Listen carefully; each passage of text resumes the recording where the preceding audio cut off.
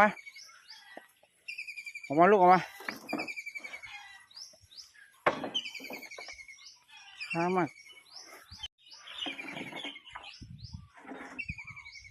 ออกมาลูกออกมาเร็วนะแพรวา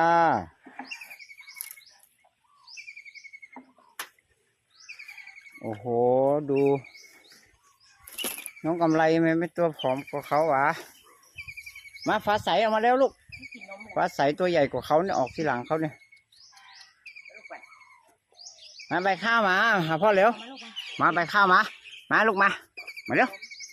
มาออกมาเร็วมาออกมาเร็ว